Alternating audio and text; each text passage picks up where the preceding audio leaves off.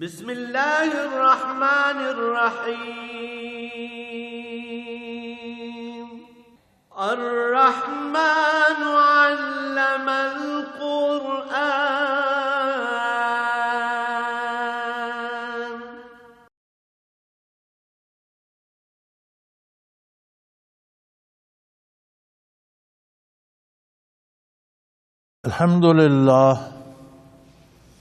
الحمد للہ رب العالمین والصلاة والسلام علی حبیبہ محمد وآلہ وصحبہ اجمعین.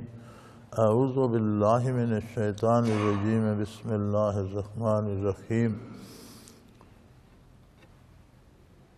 وشر الذین ظلموا وازواجہم وکانوا یعبدون ما كانوا يعبدون من دون الله فاهدوهم إلى صراط الجحيم وقفوهم إنهم مسؤولون. ما لكم لا تناصرون بل هم اليوم مستسلمون وأقبل بعضهم على بعض يتساءلون قالوا إنكم كنتم تأتوننا عن اليمين قالوا بل لم تكونوا مؤمنين وما كان لنا عليكم من سلطان بل كنتم قوما طاغين فحق علينا قول ربنا إنا لذائقون فأغويناكم إنا كنا غاوين فإنهم يومئذ في العذاب مشتركون إنا كذلك نفعل بالمجرمين. اللهم سبحانك لا علم لنا إلا ما علمتنا إنك أنت العليم الحكيم. رب اشرح لي صدري ويسر لي امري واحلل عقدة من لساني يفقهوا قولي. رب زدني علما. مولاي صل وسلم دائما ابدا على حبيبك خير الخلق كلهم. میدان حشر کا تذکرہ چل رہا تھا. اسی ضمن میں اس کے مختلف پہلو ارشاد ہوتے ہیں. اس کا ایک رخ جس سے پردہ ہٹایا جا رہا ہے وہ یہ ہے کہ فرمایا اوشر الذین ظلموا وازواجہم وما كانوا یعبدون. تین طبقے یکجا جمع کیے جائیں گے. وہ لوگ جنہوں نے اپنے اوپر ظلم کیا، یعنی اپنے ساتھ زیادتی کی، کفر کیا، شرک اختیار کیا، غیر اللہ سے امیدیں وابستہ کیں، اللہ پر ایمان نہ لائے، اللہ کے انبیاء علیہ السلام پر ایمان نہ لائے، ان کی اطاعت نہ کی، کفر و شرک میں عمر بسر کر دی. اللہ نے انہیں ظالم فرمایا ہے. ظالموں کو جمع کیا جائے گا، ان لوگوں کو جمع کیا جائے گا جو ظلم کرتے تھے اور ظلم اپنے آپ پر کرتے تھے. دوسرے سے زیادتی کرنا، دوسرے کسی پر ناجائز زیادتی کرنا بھی ظلم کہلاتا ہے، لیکن اپنے آپ پر زیادتی کرنا یہ بہت بڑا ظلم ہے. ایسے لوگ جنہوں نے اپنے آپ پر ظلم کیا. وَأَزْوَاجَهُمْ، اور ان کے ہم خیال، ہم مشرب، ان کے ساتھ میل جول رکھنے والے، ان کے ساتھ بیٹھنے اٹھنے والے، ان جیسا سوچنے والے، ان کے کردار میں، ان کے عقائد و نظریات میں ان کے ساتھ شامل ہونے والے. کیونکہ آدمی کی فطرت ہے کہ وہیں اس کی دوستی ہوتی ہے، وہیں وہ اٹھتا بیٹھتا ہے جہاں اس کی پسند کی چیزیں ہوتی. جہاں اس کی منشا کے خلاف ہوتا ہے وہاں وہ نہیں جاتا، وہاں جانا پسند نہیں کرتا، وہاں اٹھتا بیٹھتا نہیں ہے، وہاں اس کا ساتھ ان کو دوستی تعلق نہیں نبھتا. جہاں پسند کی باتیں پسند کے تو اس کا مطلب ہے کہ وہ بھی کفر و شرک اور برائی کو پسند کرتے تھے، اسی میں ملوث تھے، اس لیے ان کے ساتھ دوستی. ازواجہم، ان کے جوڑ، ان کے ساتھ کے لوگ جیسے وہ تھے ویسے ہی جو ان کا ساتھ دیتے تھے وہ، اور جن کو وہ پوجتے تھے وہ بھی. اللہ کے علاوہ جن کی پوجا کرتے تھے وہ بھی، یعنی جو بت انہوں نے بنا رکھے تھے یا جن کی پوجا کرتے تھے. اب اس میں بعض لوگ وہ بھی آ جاتے ہیں جو فرشتوں کی پوجا کرتے تھے یا سورج کی پوجا کرتے ہیں یا چاند کو پوجتے ہیں یا انبیاء کی عبادت بنا لیا. عیسیٰ علیہ السلام کو اللہ کا بیٹا بنا لیا، عزیر علیہ السلام کو اللہ کا بیٹا یہودیوں نے بنا لیا، ان کی پرست شروع کر دی. تو جن نیک لوگوں کی پوجا یہ کرتے ہیں وہ فیصلہ پہلے ہو جائے گا، ان سے پوچھا جائے گا. قرآن کریم میں موجود ہے کہ ہم عیسیٰ علیہ السلام سے سوال کریں گے کہ انت قلت للناس، آپ نے لوگوں سے یہ کہا تھا کہ وہ آپ کی اور آپ کی والدہ کی پوجا کریں. تو عرض کریں گے بارے الہ، میں نے جو کچھ کہا تو روبرو موجود تھا، تیرے سامنے کہا، اور مجھے کب زیب دیتا ہے کہ میں نبی ہو کر وہ کہوں جو آپ نے مجھے نہیں کہا. مجھے جو آپ کی طرف سے حکم ہوا میں نے وہ کہا. میرے بعد آپ ان پر شاہد عدل تھے، آپ جانتے ہیں انہوں نے کیا کیا، آپ کو پتہ ہے. تو اس طرح جن نیک لوگوں کی لوگ اپنی طرف سے پوجا ایجاد کر لیتے ہیں وہ فیصلہ تو پہلے ہو جائے گا. باقی رہ گئے بت اور خواہشات کے بت، آرزوؤں کے بت، پتھروں کے بت، ان سب کو بھی ان کے ساتھ جمع کر دیا جائے گا کہ اگر یہ عبادت کے لائق ہیں اور تم ان کی عبادت کرتے رہے تو آج انہیں چاہیے تمہیں اس کا بدلہ دیں، مصیبت سے بچائیں، تمہاری مدد کریں، تمہارے کام آئے، پھر کس بات کی عبادت کرتے رہے.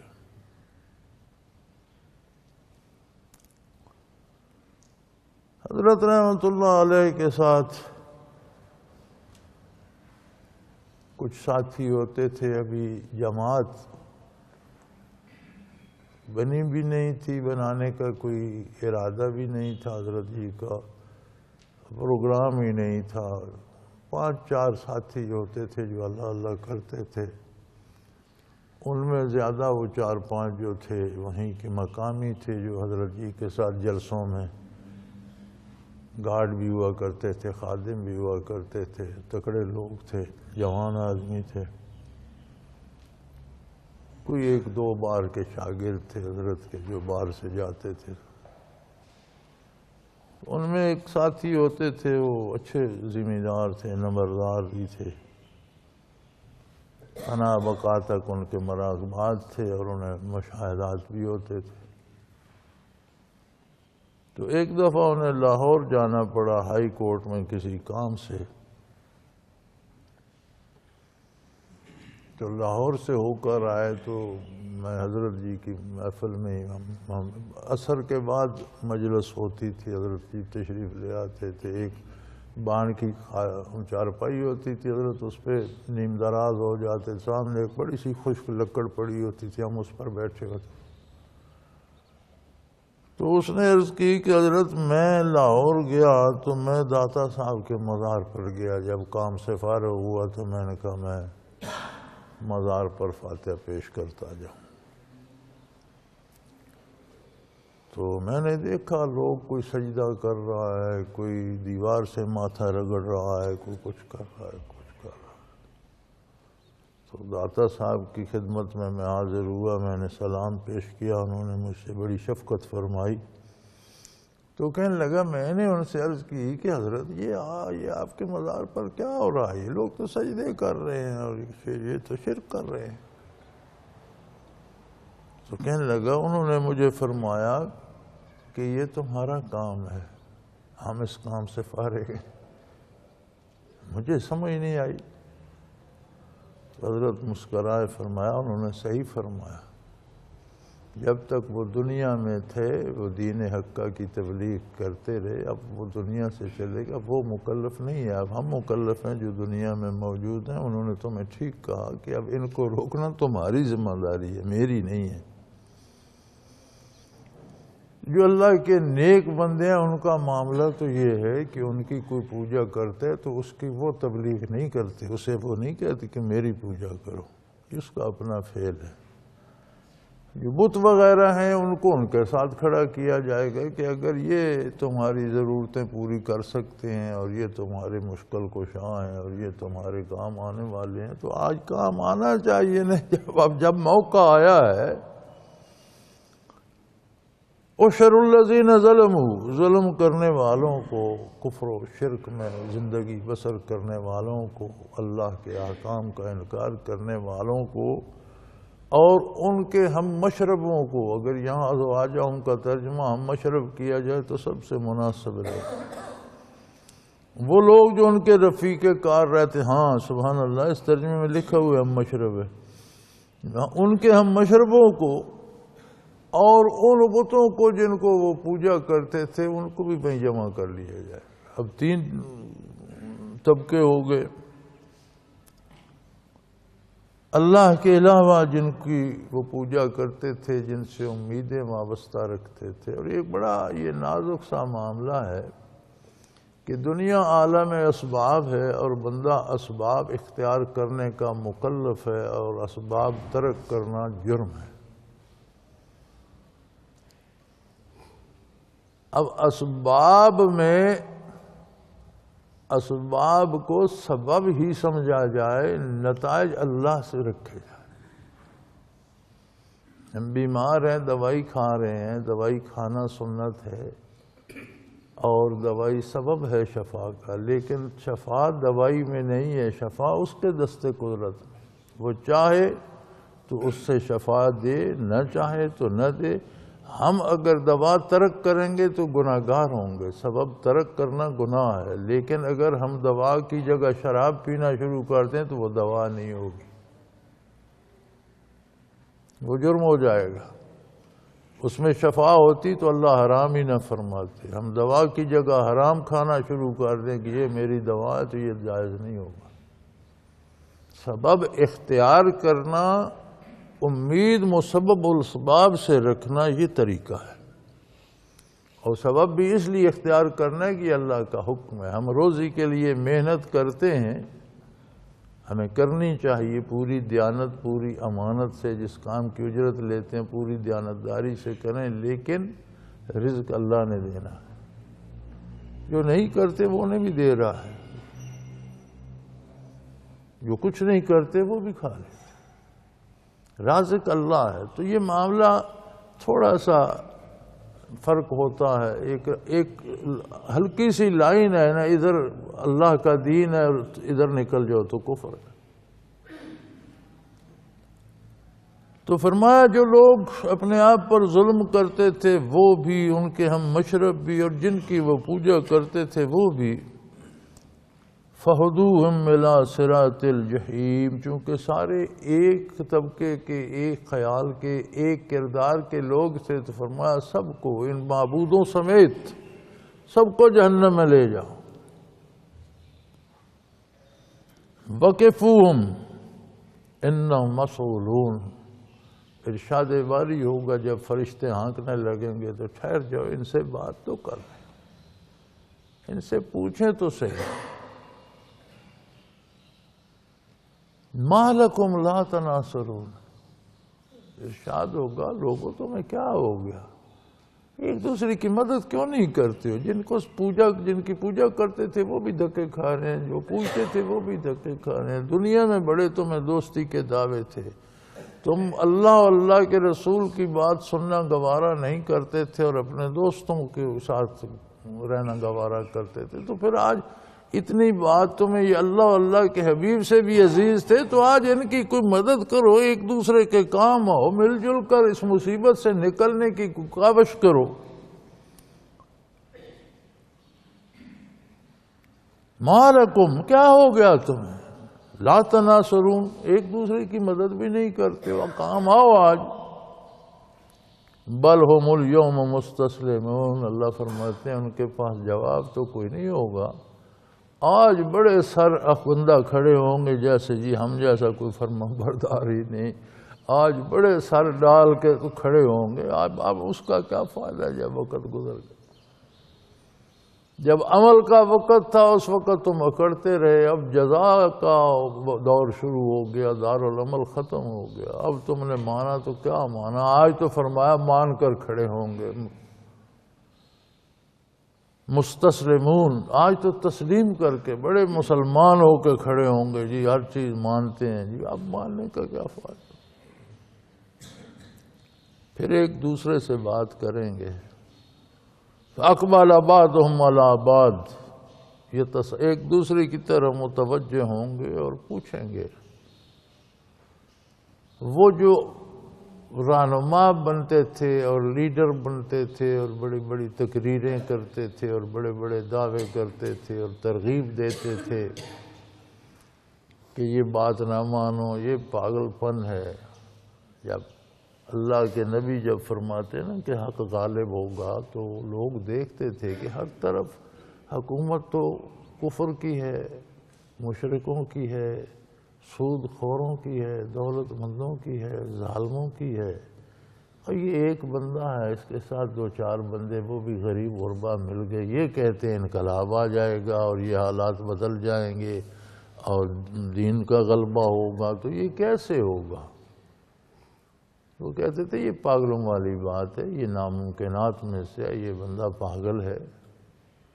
یا پھر یہ کہتے ہیں کہ یہ سارے نابود ہو جائیں گے اور دین غالب آئے گا، حق غالب آ جائے گا۔ جب حضور اکرم صلی اللہ علیہ وسلم کی بعثت کا زمانہ تھا تو اس زمانے میں بھی آپ غور کریں کہ کیسر اور کسریٰ جیسی سپر پاورز تھی۔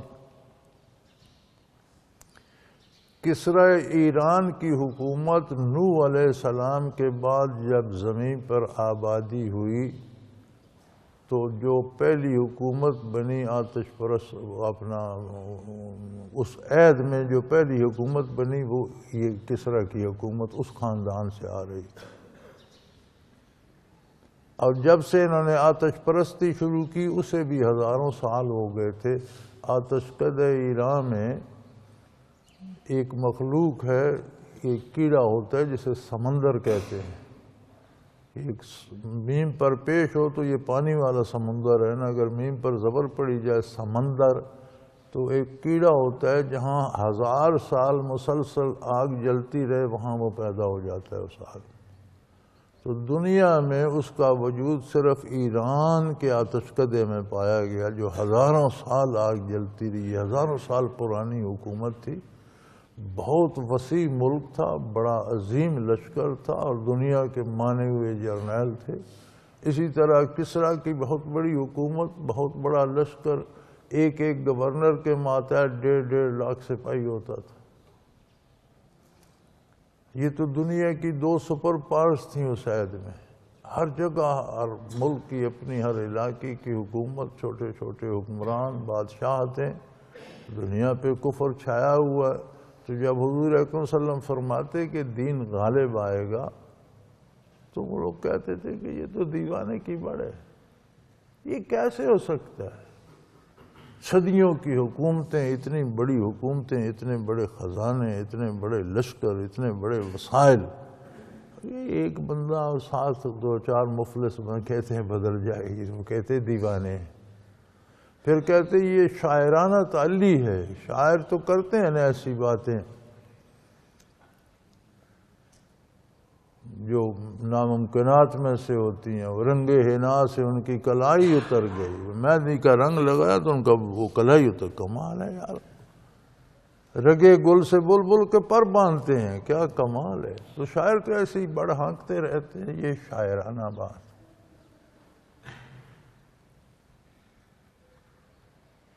تو پھر جو بڑھ بڑھ کے اس موضوع پہ تقریریں کرتے، دوسروں کو بھی اس پہ مطمئنہ اور قائل کرتے اور دوسروں کو اپنا ہم خیال بناتے، ان سے وہ کہیں گے اِنَّكُمْ كُنْتُمْ تَأْتُونَنَا عَنِ الْيَمِينِ، تم تو ہمیں گھیرا کرتے تھے، بڑے بڑے جلسے کرتے تھے، بڑے بڑے مجمع لگاتے تھے اور بڑی دھواں دھار تقریریں کرتے تھے کہ یہ پاگل لوگ ہیں، ایسا نہیں ہو سکتا، ہمارا ساتھ دو۔ تو آج کیا تمہیں سانپ سونگھ گیا؟ آج بتاؤ نا، آج کیا ہو رہا ہے ہمارے کو؟ آج کوئی مشورہ ہی دو، کیا کریں؟ کوئی بات کو ہماری طرف سے بارگاہ الوہیت میں عرض کرو۔ قالو بل لم تکونوا مومنین، وہ لیڈر اس وقت کہیں گے تم خود ہی بے ایمان تھے، ہماری بھی غلطی صحیح لیکن بنیادی طور پر تمہارے اپنے اندر ایمان نہیں تھا۔ لم تکونوا مومنین، تمہارے اپنے اندر ایمان نہیں تھا، تمہیں ہماری کافرانہ رائے پسند تھی، تمہیں کافرانہ مشورے اچھے لگتے تھے، اس لیے تم ہمارے پیچھے چلے کہ تمہیں ہماری باتیں پسند، تمہارے اندر بھی کفر دھسا ہوا۔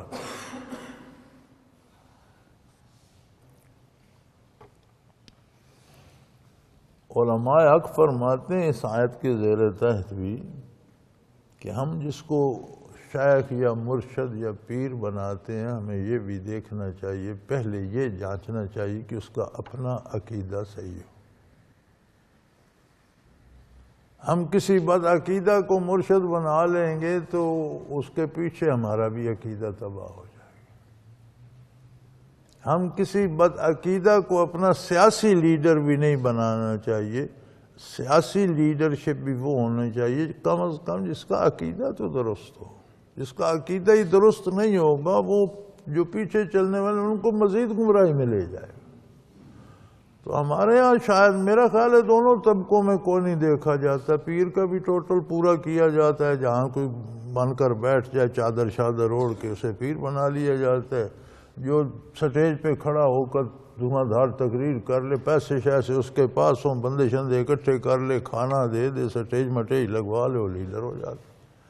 لیکن یہ دونوں چیزیں دیکھنی چاہیے، کل بارگاہ الوہیت میں جواب دہی ہوگی، اور یہی لوگ کہیں گے اللہ جو علیم بذات صدور ہے وہ بتا رہا ہے کہ یہ پھر لوگوں کو کہیں گے تمہارے اپنے اندر بے ایمانی تھی، چلو ہم نے بھی تقریریں جھاڑی ہیں، ہم نے بھی تمہیں دھوکہ دیا، ٹھیک ہے، لیکن تمہارے اندر ایمان ہوتا تو ہمارے دھوکے میں کیوں آتے؟ تمہیں بھی یہی باتیں پسند تھی، اندر سے تم بھی کھوٹے تھے، اگر تم کھڑے ہوتے تو ہماری بات کیوں سنتے؟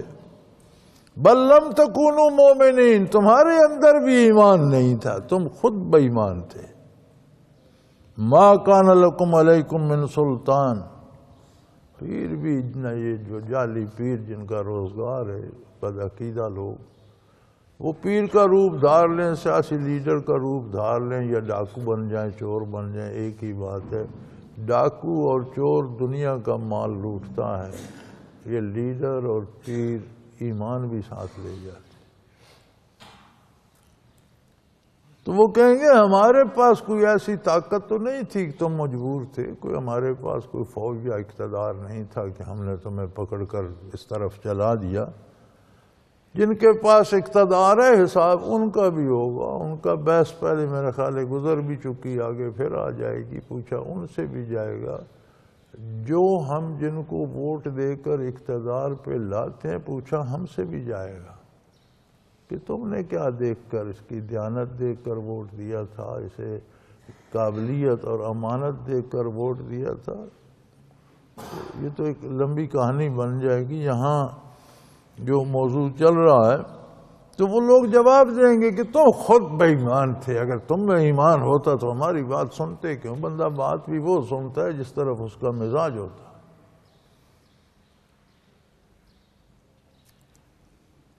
اب ہماری سیاست میں نیا رواج ایک آیا ہے نا، یہ پہلے نہیں تھا کہ تقریر میں گانا بجانا لگا دو، نوجوان لڑکوں اور لڑکیوں کو ناچنا اچھلنا کودنا شروع کرا دو، لیکن لوگ اچھلنا کودنا ناچنا چاہتے ہیں تو اگلے نچواتے ہیں نا۔ اب جن خواتین کو، جن بچیوں کو اللہ نے حیا دی ہے جو ناچنا نہیں چاہتی، انہیں گھر سے پکڑ کر تو کوئی نہیں لے جاتا۔ یہ بیماری بنیادی طور پر اپنے اندر بھی ہوتی ہے نا، تو یہ لیڈر حضرات میدان حشر میں تو کہیں گے کہ تم خود تمہارے اندر بیماری تھی، ہم تو چلو اس کا سبب بن گئے، گناہ ہمارا بھی ہے، لیکن تم خود بھی بے ایمان تھے، اس لیے کہ ہمارے پاس کوئی قوت تو نہیں تھی کہ ہم تم کو پکڑ کر لے آتے۔ بل کنتم قوما طاغین، بنیادی طور پر تم اللہ کے سرکش لوگ تھے، تم کھاتے اللہ کا تھے، کام کسی اور کا کرتے تھے۔ تم خود سرکش تھے، بگڑے ہوئے تھے، بدمعاش تھے، بے دین تھے، ہمارے پاس جمع ہو گئے۔ اب کہیں گے ہم کوئی تم سے الگ تو نہیں ہے، فحق علینا قول ربنا، او بے وقوفو ہم بھی تمہارے ساتھ جہنم ہی جا رہے ہیں، ہم جنت نہیں جا رہے۔ اللہ کا قول ہم پر صادق آیا۔ اب اللہ نے ہمیں دنیا میں بتایا تھا کہ یہ کرو گے تو جہنم جانا پڑے گا، فحق علینا قول ربنا، آج ہمارے پروردگار کی بات ہم پر سچی ہو گئی، موقع بن گیا، بات سامنے آ گئی۔ انا لذائقون، اب آپس میں لڑنا چھوڑو، یہ عذاب ہمیں بھگتنا ہی پڑے گا، تم بھی بھگتو ہم بھی بھگتے ہیں، اب اس میں لڑائی کا کیا فائدہ۔ اغویناکم، ٹھیک ہے ہم نے تمہیں گمراہ کیا، کیوں کیا؟ انا کنا غاوین، اس لیے کہ ہم خود گمراہ تھے۔ جب ہم خود گمراہ تھے تم ہمارے پاس لینے کیا آئے؟ ایک گمراہ سے تم ہدایت لینے آئے تھے؟ جو خود گمراہ ہے، جو خود کفر میں، شرک میں، گناہ میں، برائی میں مبتلا ہے، عقیدہ ہی دوست، تمہیں نیکی کہاں سے دے گا؟ تم بھی بدمعاش تھے، تم بھی برائی ہی چاہتے تھے، تم نیکی نہیں چاہتے تھے۔ ایک آدمی کو چینی چاہیے، دکاندار کو پیسے بھی دے تو مرچیں کیوں لے گا؟ چینی ملے گی تو لے گا، نہیں گا میرے پیسے واپس کرو میں جاتا ہوں۔ تمہیں اگر نیکی چاہیے تھی تو تم نے ہمیں پیسے بھی دیے، مدد بھی کی، وقت بھی دیا، تو ہم سے برائی لے کر، برا عقیدہ لے کر، کفر و شرک لے کر چلے گئے۔ اس کا مطلب ہے تھے تم بھی بے ایمان، تمہیں بھی یہ تمیز نہیں تھی کہ ہم کیا لے رہے ہیں، تم نے بھی خانہ پوری کی، چلے گئے۔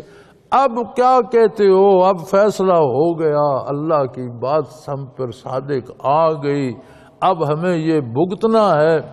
ہم نے تمہیں گمراہ کیا اس لیے کہ ہم خود گمراہ تھے۔ فَإِنَّهُمْ يَوْمَئِذٍ فِي الْعَذَابِ مُشْتَرِكُونَ، اور اس دن سارے ایک ہی عذاب میں، ایک ہی قطار میں عذاب میں بھگتیں گے، ایک ہی جیسا دوزخ کا عذاب بھگت رہے ہوں۔ اِنَّا كَذَلِكَ نَفْعَلُ بِالْمُجْرِمِينَ، فرمایا جرم کرنے والوں کے ساتھ ہمارا یہی سلوک ہوتا ہے۔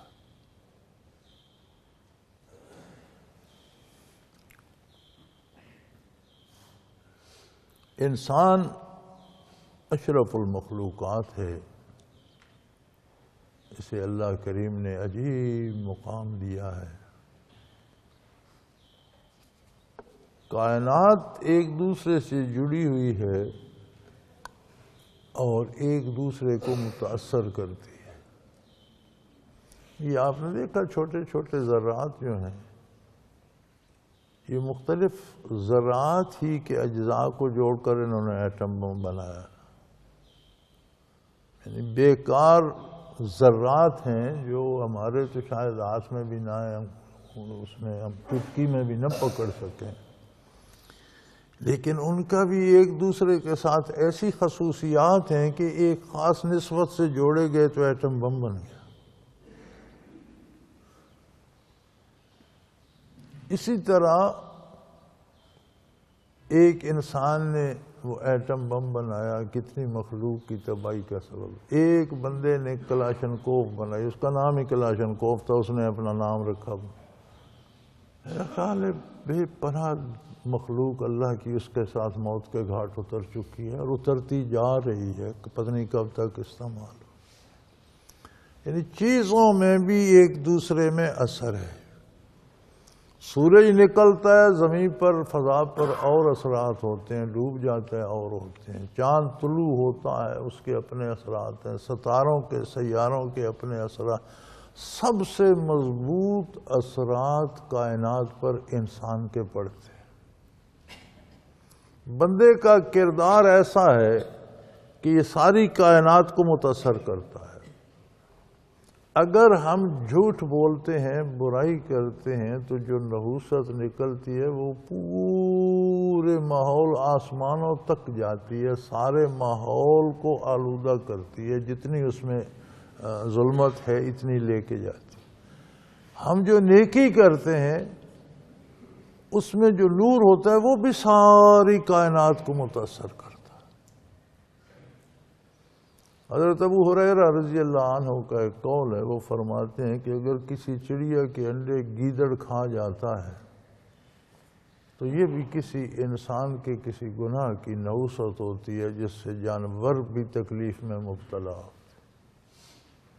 اب جب طوفان نوح علیہ السلام آیا تو جانوروں، پرندوں، حیوانوں نے تو کچھ نہیں کیا تھا، لیکن بچے تو صرف وہی جو کشتی نوح میں تھے. سب کچھ تباہ ہو گیا، جانور بھی، چرند پرند بھی، ہر چیز.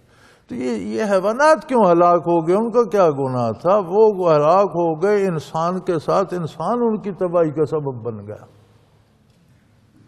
یہ قانون اسی وقت نہیں تھا، آج بھی ہے. ہم جب گناہ کرتے وقت جرأت کرتے ہیں، ہمیں دیکھنا یہ چاہیے کہ اس کی تکلیف کہاں کہاں تک جائے گی، اور اس کا پھر رد عمل جب آئے گا، مجھے جب جواب دینا پڑے گا تو میرا کیا ہوگا. ہمیں نہیں معلوم کہ میرے ایک گناہ کی وجہ سے کہاں کہاں کیا کیا قیامت ٹوٹی، کس کس کو کیا کیا دکھ ہوا. آج ہم حیران ہیں کہ ہمیں عجیب سے دکھ لگ گئے ہیں. یہی ہمارا ماحول، یہی معاشرہ، یہی لوگ تھے. لوگ غریب تھے، مفلس تھے، پیسہ ملتا نہیں تھا. وہ زمانہ بھی ہم نے دیکھا ہے کہ جب روپے کو لوگ ترستے تھے، روپیہ نظر نہیں آتا تھا. یہ جو روپے میں 64 پیسے ہوتے تھے، پیسے میں آگے ایک پیسے میں 2 دھیلے اور 3 پائیاں ہوتی تھی. تو پائیوں کا زمانہ تو ہم سے پہلے ختم ہو گیا. تو دھیلے ہم نے بھی خرچ کیے ہیں. سکول پڑھتے تھے تو 1 پیسہ گھر سے لے کر جاتے تھے اور 1 دھیلے کی چیز دکان سے دھیلا واپس لے آتے تھے. چھٹی پر پھر مونگ پھلی لیں گے. آج تو روپے بھی کوئی نہیں پوچھتا. لیکن لوگ صحت مند تھے، ہٹے کٹے تھے، جفاکش تھے، کام کرتے تھے، پیدل میلوں چلتے تھے، کوئی پرواہ نہیں ہوتی تھی. آج لوگ باتھ روم بھی اندر بنائے ہوئے ہیں بیڈ کے ساتھ، باہر رفع حاجت کے لیے بھی نہیں جانا پڑتا. پانی بھی اندر، کھانا بھی اندر، جسے دیکھو بیمار. اور بیماری عجیب ہے. اس زمانے میں سنا کرتے تھے عمراء کو، جی فلاں بندے کو شوگر ہے تو سمجھ آ جاتی تھی کہ وہ جس سے شوگر ہے وہ امیر آدمی ہوگا، کسی غریب کو نہیں ہوتی تھی. عجیب بات ہوتی تھی. ہم سے کوئی 1 نسل پہلے ایک ہمارے گاؤں کے بندے کو ہارٹ اٹیک ہوا اور وہ مر گیا. تو ہم تک حیرت سے بابے بات کہ وہ ایک بندہ یار بیٹھا تھا دارے پر، بیٹھا بیٹھا پیچھے گرا تو مرا ہوا. اتنی عجیب بات تھی کہ 2 نسلوں تک وہ کہانی چلتی رہی اس ایک بندے. آج بغیر ہارٹ اٹیک کے مرتا ہی کون، چلتا چلتا گرتا ہے، مر جاتا ہے. یہ شوگر اور یہ نئے نئے امراض جن کا مجھے تو نام بھی ان سب کے نہیں آتے. کولسٹرول ہو گیا، فلاں کا ایک اور پتہ نہیں کیا وہ روزانہ شور مچا ہوا ہوتا ہے، یرکان ہو گیا. یہ کہیں نام نہیں پایا جاتا. اب یہ حال تو صحت کا ہو گیا. معاشرے کا حال یہ ہے کہ ہر دوسرا بندہ ڈاکو ہے. دکان پہ جاؤ تو وہ لوٹ لیتا ہے، بل دینے جاؤ تو وہ لوٹ لیتے ہیں، عدالت میں جاؤ تو وہاں رشوت دینی پڑتی ہے، تھانے جاؤ تو وہ لوٹ لیتے ہیں. جہاں جاؤ کوئی نہ کوئی ڈاکو آگے بیٹھے. پھر ہم ہی ہیں آدھے ہم ادھر، آدھے ادھر، آدھے مار رہے ہیں، آدھے مر رہے ہیں. بچوں کو قتل کیا جا رہا ہے، بزرگوں کو مارا جا رہا ہے، بسوں کو اڑا دیا جا رہا ہے، مساجد میں بم پھینک. یہ کیا ہو گیا؟ بڑا زور لگ رہا ہے، پوری دنیا دہشت گردی روک رہی ہے، لیکن بنیاد اس کی انسانی کردار ہے. برائی کوئی نہیں روکتا، دہشت گردی روکنا چاہتے ہیں. جو پھل ہے، کھیت اگتے رہیں، فصلیں اگتی رہیں، پھل نہ آئے ان پر، یہ کیسے ممکن ہے؟ برائی ہوتی رہے، چوری ہوتی رہے، بدمعاشی ہوتی رہے، ایسا عجیب دور آ گیا ہے کہ بندے کو ہم اس کو حکمران بناتے ہیں، جب اس کی حکومت ختم ہوتی ہے تو جیل چلا جاتا ہے، پیچھے پولیس لگی ہوتی ہے۔ یار ہم صرف چوروں کو ہی چنتے ہیں؟ یہ کیا عجیب بات ہے کہ جو عہدے سے نکلتا ہے پیچھے پولیس لگی ہوئی، یا جیل چلا جاتا ہے، یا ملک سے باہر بھاگ جاتا ہے، یا کہیں چلا جاتا ہے۔ اور ایک یہاں نہیں، پوری دنیا میں کم و بیش ایک ہی حال چل رہا ہے۔ یہ سارا کیا ہے؟ یہ وہ نتائج ہیں جو ہمارے گناہوں کی نحوست پر مرتب ہو رہے ہیں۔ اسباب ظاہری ضرور اختیار کیے جائیں، لیکن دہشت گردی کو، ان وحشتناک بیماریوں کو، اس حسرت زدہ ماحول کو بدلنے کے لیے کردار کی اصلاح بنیادی بات۔ اگر ہم اسی طرح، مجھے یاد ہے ہمارے گاؤں میں ایک شادی تھی، انہوں نے کوئی گانے والی عورتیں بلائیں، ہمارے الگ بنا ہوا تھا، ایک دو مکان تھے جو خالی پڑے تھے، اور وہ ہمارے دو تین گھر جو ہمارے تھے ان سے ذرا ایک طرف فاصلے پر بھی تھے۔ وہاں انہیں ٹھہرایا گیا۔ میرے ایک ماموں ہوتے تھے، فوت ہو گئے اللہ بخشے، وہ بھی شغل پسند، انہوں نے کہا ان کو یہاں ہمارے ان مکانوں میں ٹھہرا لو۔ وہ میری نانی جی کو پتہ چلا، انہوں نے کہا ان گانے والیوں کو مکانوں سے نکالو۔ وہ اماں جی ہمارا گھر دور ہے، انہوں نے کہا دور ہے یہ نزدیک ہے، ہمارے مکان میں گانے والے ڈوم نہیں ٹھہریں گے، نکالو، فوراً نکلوا دو۔ اب انہیں سٹار کہا جاتا ہے، اب وہ ہمارے مقدر کے ستارے بن گئے۔ تو جب معاشرے میں اتنی تبدیلی آ گئی ہے کہ برائی پر ہم نے لیپ کر کے خوبصورت نام لگا دیا ہے، غلاظت، اس پر اوپر لیپ لگا کر اوپر ایک خوبصورت سا نام لکھ دیا، یعنی برائی کو ہم اچھائی کے روپ میں، فنکار، وہ آج ایک مر گیا تو سارے اس میں شور پڑا ہوا ہے جی وہ مر گیا جی، اس نے 120 فلموں میں کام کیا۔ تو یار کیا کاراگری کی تھی 120 فلموں۔ تو جب معاشرے کی اقدار ہی بدل گئی ہیں تو اس کے نتائج دہشت گردی ہوگی، بیماریاں ہوں گی، افلاس ہوگا، چور بازاری ہوگی۔ یہ عذاب الہی ہے۔ عذاب الہی روکنے کی پہلی تدبیر رجوع اللہ ہے، اس کی پہلی تدبیر توبہ ہے۔ باقی دنیا کی جو تدبیریں وہ بھی ضرور کرو، لیکن بنیاد اصلاح معاشرہ پر رکھو۔ تو وہ لوگ تو صاف جواب دیں گے، کہیں گے فَأَغْوَيْنَاكُمْ إِنَّا كُنَّا غَاوِينَ، ٹھیک ہے ہم نے تمہیں گمراہ کیا، لیکن ہم کون سے ہدایت کرتے، ہم خود گمراہ تھے، تمہیں بھی گمراہ ہی کرنا تھا۔ برے سے برائی ہی ملے گی بھائی، تم میں بھی برائی کے جراثیم تھے جو ہم سے آ چمٹے تھے۔ فَإِنَّهُمْ يَوْمَئِذٍ فِي الْعَذَابِ مُشْتَرِكُونَ، اس دن سب کو ایک جیسا عذاب ہوگا۔ إِنَّا كَذَلِكَ نَفْعَلُ بِالْمُجْرِمِينَ، مجرموں کے ساتھ ہم یہی سلوک کرتے ہیں، یعنی جو برائی بیتا ہے، جیسے آپ کوئی فصل، کوئی پھل، کوئی درخت بیجتے ہیں تو اس پر وہی پھل لگتا ہے جو آپ کیکر بیجیں گے تو کیکر کا پودا اگے گا، کانٹے ہی لگیں گے اس پر۔ آم بوئیں گے تو اس پر آم لگیں گے۔ یہ قدرت کا نظام ہے۔ فرمایا ہم کسی کے لیے اپنا نظام، اپنا طریقہ کار نہیں بدلتے۔ جنہوں نے کفر و شرک کے بیج بوئے، گناہ کی اسے کھاد ڈالی، برائی کا پانی لگایا، آج اس پر پھل آ گیا، وہ جہنم میں جا رہے ہیں، جاؤ موج کرو۔ انہم کانوا اذا قیل لهم لا الہ الا اللہ یستکبرون، جب انہیں کہا جاتا تھا کہ عبادت صرف اللہ کا حق، غیر مشروط اطاعت صرف اللہ کا حق ہے، یہ اللہ کے علاوہ کسی کا حق نہیں۔ آپ اللہ کے سوا کسی کی اطاعت بھی کریں گے تو اس میں ایک شرط ہوگی، جس کی اجازت اللہ نے دی ہے وہ اطاعت کروں گا، جس کی اللہ اجازت نہیں دیں گے وہ نہیں کروں گا۔ جب اللہ کی اطاعت کریں گے کوئی شرط نہیں ہوگی، اس کا حق ہے، اسے زیبا ہے کہ اس کی اطاعت کی جائے۔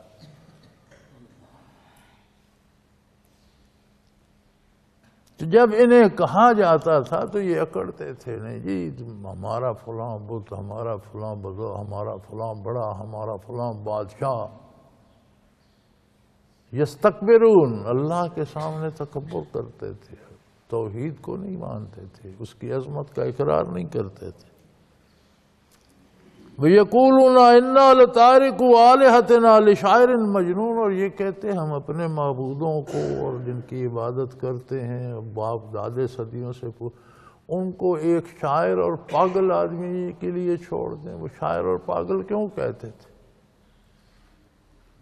وہ کہتے تھے یہ کہنا کہ یہ چند مفلس بندے جو حضور کے ساتھ ایمان لے آئے ہیں، یہ مکہ مکرمہ کے چند غرباء، یہ کیسر اور کسرا اور دنیا کی حکومتیں بدل دیں گے، یہ شاعرانہ تعلی ہے، یا پھر یہ پاگل ہیں، یہ پاگل کی بڑھ ہے، یہ سوچنا بھی ناممکنات میں نظر آتا ہے۔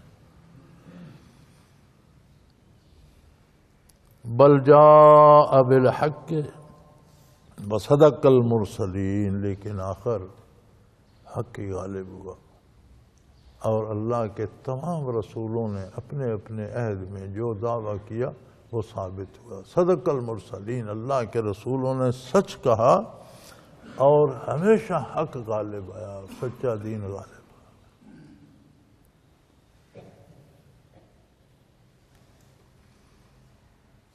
انکم لذائق العذاب العلیم، اب تم نے حق کی مخالفت کی تھی، تمہیں بہت دردناک عذاب بھگتنے پڑیں گے۔ عذاب ہوتا ہے، پھر اس کے ساتھ علیم کا اضافہ فرما دیا رب جلیل نے، دردناک عذاب تو ویسے عذاب ہوتا ہے نا، تکلیف ہوتی ہے، دکھ ہوتا ہے، پھر ساتھ اللہ نے مزید دکھ بھرے کا لفظ لگا دیا، علیم، درد بھرا عذاب۔ لیکن فرمایا اس میں تم سے کوئی زیادتی نہیں کر رہا، ما تجزون الا ما کنتم تعملون، تمہیں وہی کچھ مل رہا ہے جو تم نے کمایا، یہ تمہارے اپنے اعمال ہیں، تمہارا اپنا کردار ہے، جو تم نے کیا وہ تمہیں مل رہا ہے۔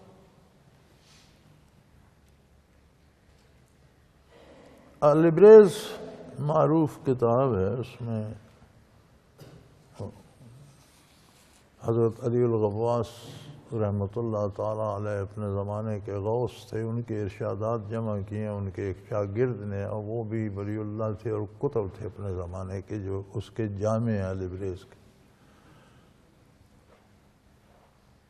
تو اس کا آخری واقعہ جو انہوں نے لکھا ہے، بہت سے واقعات، اتنی موٹی کتاب ہے، اب اس کا اردو ترجمہ بھی ملتا ہے، اصل عربی میں اردو ترجمہ بھی ملتا ہے۔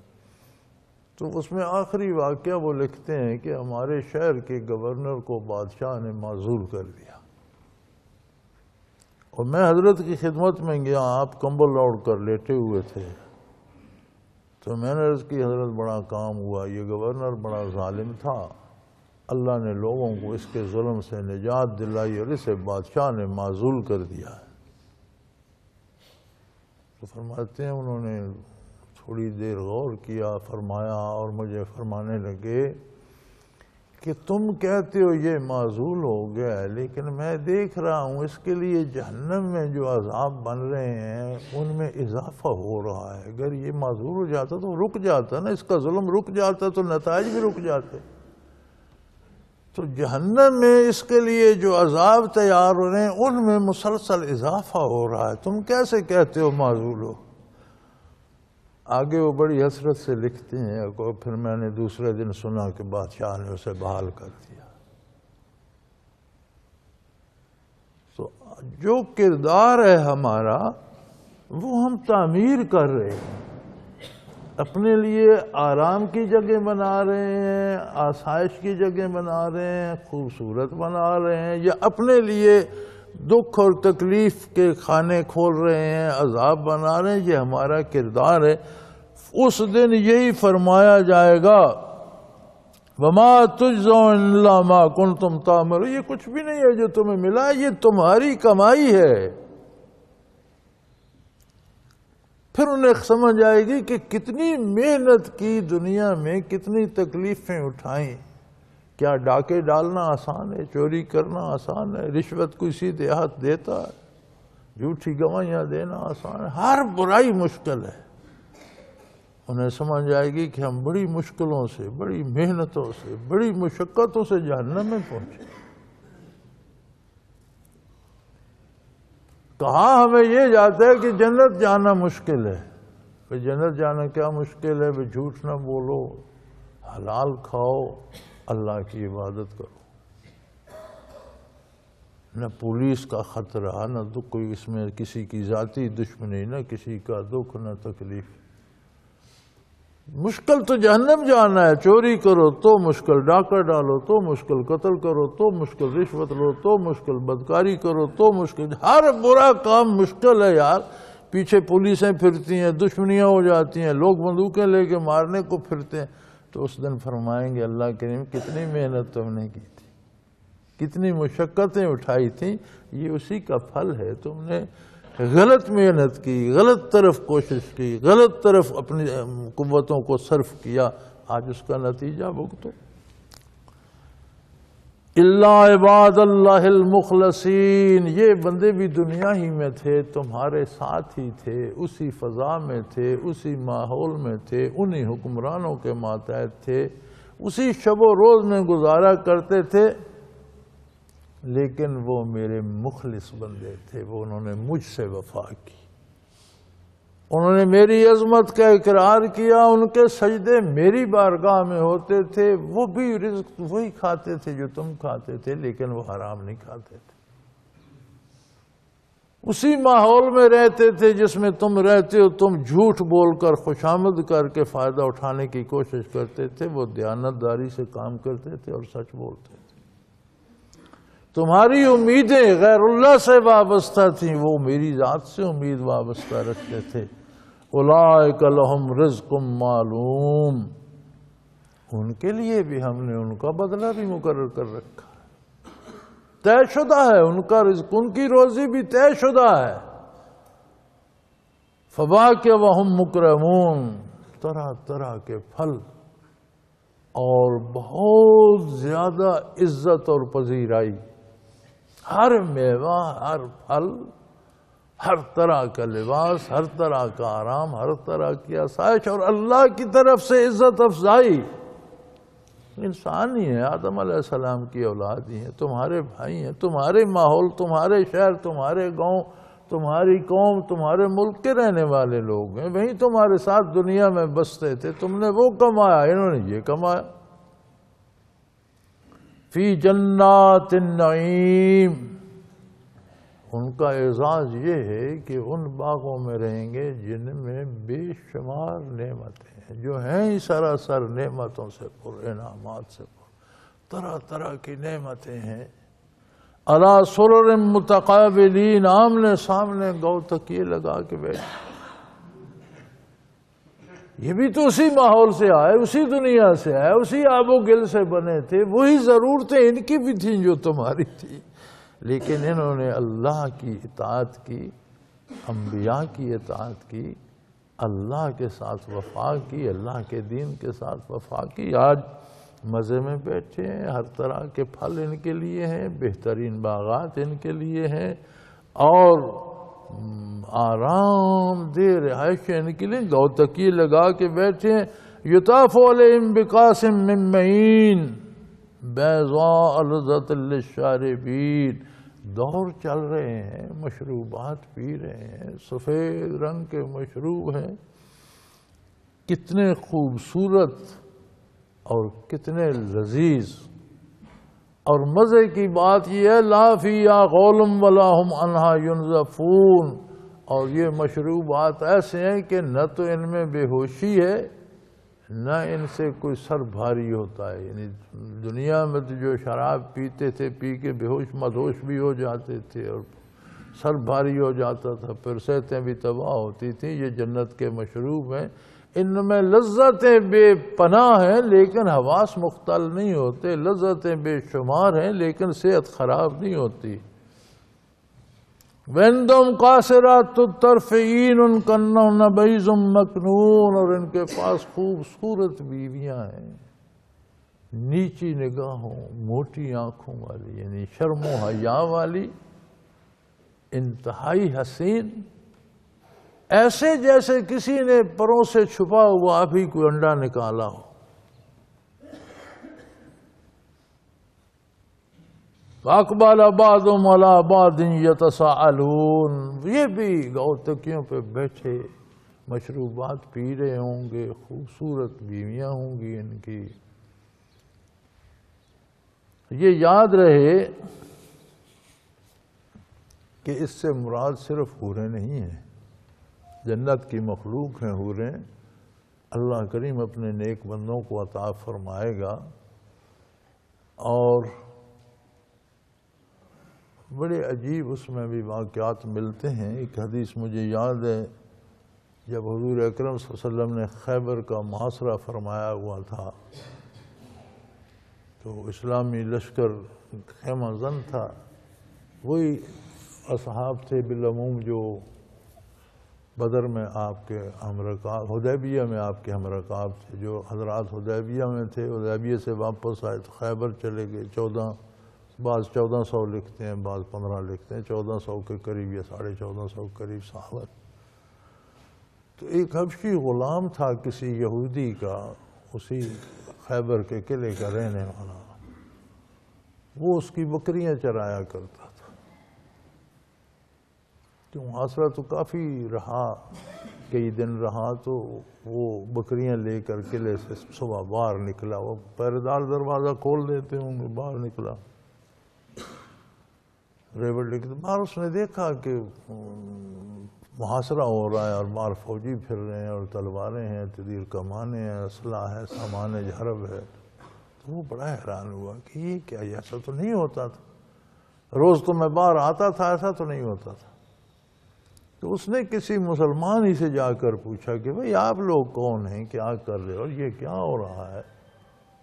تو انہوں نے اسے بتایا کہ اللہ کے رسول ہیں اور انہوں نے انہیں دعوت حق دی ہے اور انہوں نے انکار کیا ہے اور انہوں نے ان کا محاصرہ کر لیا، مقابلہ ہوگا، جہاد ہوگا۔ اللہ کے رسول کس لیے ہیں؟ فرمایا اللہ کی طرف دعوت دیتے ہیں، اللہ کی عبادت کرو تو اللہ کو راضی کرو تو اللہ کے اگلی زندگی کے انعامات پاؤ، اس دنیا میں بھی عزت پاؤ، آخر۔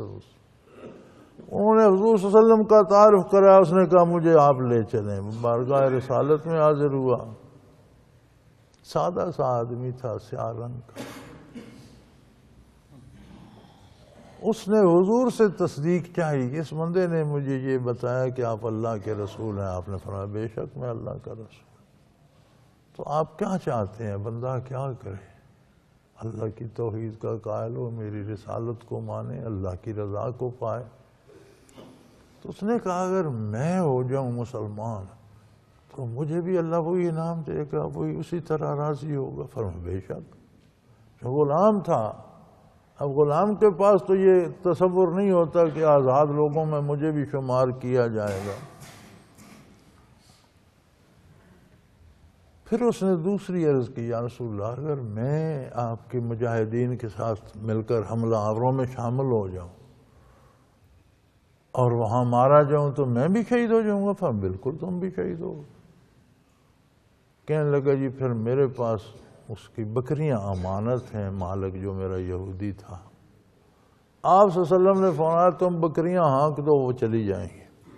واللہ کی شان، حضور کا ارشاد تھا، اس نے بکریاں ہانک دیں، وہ ساری قلعے کے دروازے پر جا کر جمع ہو گئی۔ انہوں نے پہرے داروں نے دروازہ کھول کے اندر کر لی، وہ اسی روز کے حملے میں شامل ہو گیا۔ جب شہداء لائے گئے تو اس میں اس کی میت بھی تھی، شہید ہو گیا۔ نبی صلی اللہ علیہ وسلم کو عرض کیا گیا اس کی میت لائیں، تو حضور تشریف لائے اس کی میت کو دیکھنے کے لیے۔ تو جہاں چارپائی پڑی تھی، جیسے اوٹ سے حضور نکلے تو حضور پلٹ کر واپس چلے گئے۔ عرض کی یا رسول اللہ آپ میت دیکھنے گئے تھے تو پھر آپ آگے تشریف نہیں لیں گے؟ آپ نے فرمایا اس کے پاس اس کی حور بیٹھی تھی، تو میں حیا سے آگے نہیں.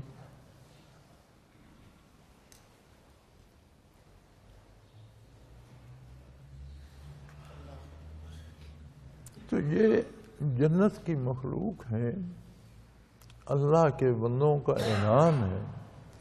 لیکن ایک بات یاد رہے، جو خواتین دنیا میں ہیں اور جنہیں ایمان نصیب ہوا اور نیک عمل کیے اور جو جنت میں گئیں، وہ حوروں سے کروڑوں درجہ زیادہ درجات میں ہوں. حوریں ان کی کنیزیں ہوں، کیونکہ حور دنیا پر نہیں آئی، حور مکلف نہیں تھی، اس نے حضور کا اتباع نہیں کیا، اس نے اللہ کو یہاں دنیا کی تکلیفیں سہ کر اللہ کی عبادت نہیں کی. وہ جنت کی مخلوق ہے، بہت خوبصورت، بہت حسین، بہت بلند. لیکن جو خواتین جنت میں جائیں گی ان کا حسن حوروں سے کروڑوں گنا زیادہ ہوگا، اور وہ مالک ہوں گی اور حوریں کنیزیں ہوں گی. تو یہاں غلطی لگ جاتی ہے، خواتین کی حوصلہ شکنی ہوتی ہے، نہیں ہونی چاہیے، کیونکہ حوریں ان کی بھی خادم ہوں گی، کنیزیں ہوں گی. تو فرمایا ان پر دور چل رہا ہوگا مشروبات کا، صاف چاندی کی طرح لذیذ، ان میں کوئی خرابی نہیں ہوگی، اور خوبصورت نیچی نگاہوں رکھنے والی، بڑی بڑی آنکھوں والی، جیسا ابھی کسی نے انڈے کو پروں سے نکالو، خوبصورت خواتین ہوں گی. اقبال بعضهم علی بعض یتساءلون، اور وہ اس موج میلے میں انہیں بھی خیال آ جائے گا، اور وہ ایک دوسرے سے کہیں گے یار ایک بات تو سنو، کیا کہتے ہو؟ قال قائل منہم، ان میں سے ایک بندہ یہ کہے گا انی کان لی قرین یقول وانک لمن المصدقین، یار میرا ایک قریبی ہوتا تھا، ملنے جلنے والا تھا، دوست تھا یا پڑوسی تھا، یا میرے کان لی قرین، میرے قریب ہوتا تھا، میرا ساتھی تھا، ملاقاتی تھا. وہ مجھے کہتا تھا کہ یار تم بھی یہ باتیں مانتے ہو کہ مر جائیں گے اور مٹی ہو جائیں گے اور ہڈیاں گل جائیں گی اور پھر ہمیں زندہ کیا جائے گا اور پھر ہمیں بدلہ ملے گا، اور یہ تم بھی اذا متنا وکنا ترابا وعظاما انا لمدینون، جب ہم گل سڑ جائیں گے، ہڈیاں گل سڑ جائیں گی، خاک ہو جائیں گے، تو پھر زندہ کیے جائیں گے اور پھر بدلہ ملے گا اور پھر اس کا انعام ملے گا اور یا سزا ملے گی. وہ یوں کہا کرتا تھا تو میں اس کی بات سے متفق نہیں ہوتا تھا، میں اپنے عقیدے پہ رہا، وہ اپنے پہ. پتہ نہیں اس کا کیا ہوا، ہم تو یہاں آ گئے موج میلے میں بیٹھے ہیں، پتہ نہیں وہ کہاں گیا. قال هل انتم مطلعون، بارگاہ یزدی سے ارشاد ہوگا تم دیکھنا چاہتے ہو وہ کہاں گیا، بات کرنا چاہتے ہو اس سے، دیکھنا چاہتے ہو. فطلع، تو وہ نگاہ اٹھائے گا، فرآہ فی سواء الجحیم، تو جہنم کے درمیان میں اسے دیکھے. یعنی اتنی نگاہ نہ صرف اہل جنت کی ہوگی، اہل دوزخ کی بھی ایسی ہوگی. آخرت میں سب کی نگاہ فکشفنا عنک غطاءک فبصرک اليوم حدید، جیسے جنتی جنت میں بیٹھی ہوئی اس طرح دیکھیں گے تو سارے دوزخ میں بھی دور تک دیکھ سکیں گے، اسی طرح جہنمی بھی جنت کو دیکھیں گے. ان کے لیے راحت کا سبب ہوگا کہ اللہ نے ان مصیبتوں سے بچایا، اور ان کے لیے حسرت ہوگی کہ یار یہ ہمارے ساتھ کے لوگ وہاں موج کرنے، ہمارا کیا حال. اگر دنیا میں یہ نگاہ نصیب ہو جائے تو اسے کشف کہتے ہیں. اخروی اجرات کا یقین کی حد تک آ جانا یا عالم غیب کی چیزوں کا نظر. اور کشف اختیاری نہیں ہوتا، اللہ کے اختیار میں ہوتا ہے، جو چیز چاہے بتا دے، جو نہ چاہے نہ بتائے. پھر ہر بندے کا کشف حق نہیں ہوتا، نبی کی شریعت کا محتاج ہوتا ہے. اس کے مطابق ہے تو درست ہے، اس کے مطابق نہیں ہے تو غلط. کشف غلط ہے، شریعت درست.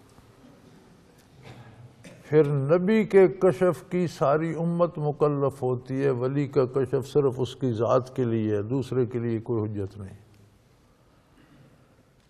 تو ایک ان میں سے کہے گا یار میرا ایک ملاقاتی ہوتا تھا ملنے جلنے والا، اور مجھے بڑی حیرت سے کہتا تھا یار تو بھی ان ڈھکوسلوں کو مانتا ہے کہ ہم مر جائیں گے اور مٹی ہو جائیں گے، ہڈیاں گل سڑ جائیں گی، تو پھر ہم زندہ ہو جائیں گے اور ہمیں پھر اجر معاوضہ ملے گا اور بدلہ ملے گا؟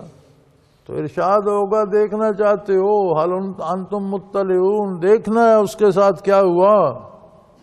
فطلع، تو وہ جھانکیں گے دیکھیں گے، فرآؤ فی السواء الجحیم، تو اسے جہنم کے درمیان میں عذاب بھگتا دیکھیں گے۔ قال تاللہ ان کدت لتردین، تو اس وقت وہ اسے کہے گا اللہ کی قسم کتنی تو مجھ سے کو، اگر میں تیری بات سنتا تو نے تو مجھے مروا ہی دیا تھا۔ دیکھ تیرا کیا عاشر ہے آج، اگر میں بھی تیری بات سنتا لتردین، تو نے مجھے بھی تباہ کر ڈالا تھا، تو نے تو میرا بھی کچھ عمر نکال دیا تھا، آج میں بھی وہیں دھکے کھا رہا ہوتا جہاں تو ہے۔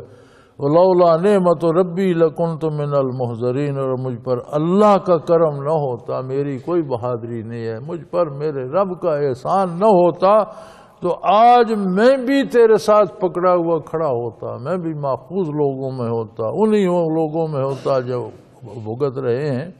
لیکن افما نحن بمیتین، لیکن اب تو ہم ایسی جگہ پہنچ گئے بھائی جہاں کوئی دکھ نہیں، اور سب سے بڑا دکھ تو سب سے بڑا ڈر تو موت ہوتی ہے نا۔ ہم جنت میں آ گئے، اب یہاں موت بھی کوئی نہیں، کوئی پریشانی، کوئی بیماری، کوئی تکلیف، حتیٰ کہ موت کا خطرہ بھی کوئی نہیں، اب ہم مریں گے بھی نہیں۔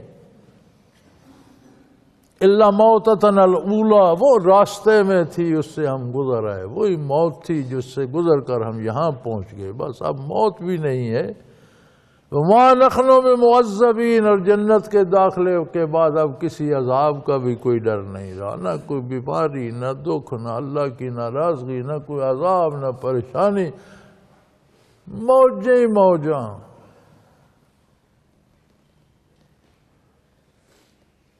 ان ھذا لہو الفوز العظیم، یقیناً یہ بہت بڑی کامیابی ہے۔ اس دار دنیا سے، ان آلائشوں سے، اس جھاڑ جھنکار سے اس طرح دامن بچا کر نکل جانا، فرمایا یہ بہت بڑی کامیابی۔ یہاں تو جو لوٹ کر دولت جمع کر لے کہتے ہیں بڑا خوش بخت ہے، بڑا بختور ہے، بڑا سیانا ہے۔ فرمایا نہیں، عقل مندی، دانش، ہمت یہ ہے کہ اس دنیا کے خارزار سے دامن بچا کے نکل جائے، اللہ کی اطاعت میں جان دے، اللہ کے دین پر مرے، اللہ اسے قبول کر لے، یہ بہت بڑی کامیابی ہے۔ ان ھذا لہو الفوز العظیم، یقیناً یہ بہت بڑی کامیابی ہے۔ لمثل ھذا فلیعمل العاملون، لوگو تمہیں کرنا تو کچھ ہے، ایسا کیوں نہیں کرتے؟ یعنی وہ جو کام انسانیت کا یا عالم بشریت کا یا زندگی کے جو کام وہ کرنے ہیں، تمہیں مزدوری بھی کرنی ہے، روزی بھی کمانی ہے، کپڑا لباس بھی پہننا ہے، کھانا بھی کھانا ہے، بچے بھی پالنے، سارا کام وہی کر کے لوگ جنت میں آ گئے، تم سارا وہی کام کر کے جہنم چلے گئے ہو، تو وہ سارا کام اس طرح کیوں نہیں کرتے جس طرح یہ کرتے تھے جو جنت میں پہنچ گئے؟ انہوں نے بھی دنیا میں بچے بھی پالے، والدین کی خدمت بھی کی، گھر بھی بنائے، لباس بھی پہنا، سوئے بھی، جاگے بھی، سارا کچھ یہی انہوں نے بھی کیا، یہی تم نے بھی کیا۔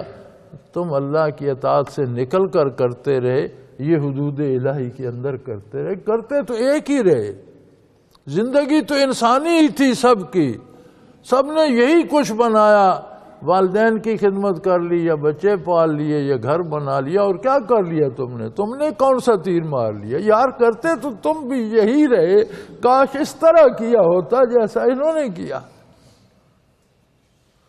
تم نے بھی روزی ہی کمائی، حلال کماتے، تم نے بھی باتیں کی، سچ بولتے، تم نے بھی لباس ہی پہنا، پاکیزہ، جائز اور حلال کا پہنا، تم نے کون سا تیر مار لیا کہ تم جہنم چلے گئے؟ لمثل ھذا فلیعمل العاملون، ہے لوگوں تمہیں عمل تو کرنا ہے، کام تو کرنا ہے، اس طرح کے کیے کرو جن کا نتیجہ یہ ہو۔ وآخر دعوانا ان الحمدللہ رب العالمین۔ اللہ اللہ اللہ اللہ اللہ اللہ اللہ اللہ۔ حضرت امیر محمد اکرم آوان مد ظلہ العالی دارالعرفان منارہ ضلع چکوال میں سالہ سال سے قرآن و حدیث کے اوپر خطابات کر رہے ہیں اور سلسلہ نقشبندیہ اویسیہ کے مطابق لوگوں کو ذکر الہی کی تربیت دے رہے ہیں۔ وہ قرآن پاک کی تفسیر ترتیب وار بیان کر رہے ہیں۔ تفسیر قرآن کو وہ موجودہ ملکی اور بین الاقوامی حالات کے مطابق بیان کرتے ہیں۔ موٹر وے سے کلر کہار کے انٹرچینج سے نکلتے ہوئے کلر کہار کی جھیل سے ہوتے ہوئے میانی، بوچھال اور نورپور سے گزرتے ہوئے دارالعرفان منارہ پہنچ سکتے ہیں۔ حضرت امیر محمد اکرم آوان نے بچیوں اور بچوں کی دینی اور دنیاوی تعلیم کے لیے سقارہ اکیڈمی کے نام سے ایک درسگاہ بھی قائم کی ہے، جس کا افتتاح ملک پاکستان کے صدر جنرل محمد ضیاء الحق نے اپنے دست مبارک سے کیا تھا۔ وہ تمام احباب جو اسلام کی طلب رکھتے ہیں ان سے گزارش ہے کہ دارالعرفان منارہ ضلع چکوال میں امیر محمد اکرم آوان صاحب کے خطابات سے مستفید ہوں۔ وہ ہر جمعے کو نماز سے پہلے بیان فرماتے ہیں۔ ہر ماہ کی پہلی اتوار کو ماہانہ اجتماع ہوتا ہے جس میں آپ خصوصی خطاب فرماتے ہیں اور پاکستان کے چاروں صوبوں سے احباب اس اجتماع میں شرکت کرتے ہیں۔ اس کے علاوہ یہاں سال میں 2 مرکزی اجتماعات بھی ہوتے ہیں، ایک رمضان المبارک میں اعتکاف کا اجتماع اور دوسرا جولائی اور اگست میں 40 دن کا اجتماع ہوتا ہے جس میں روحانی تربیت کی جاتی ہے۔ اپنا خون سیماب دے کر اتنا ہم کر جائیں گے، نام آقا کا چمن میں پھر رقم کر جائیں گے۔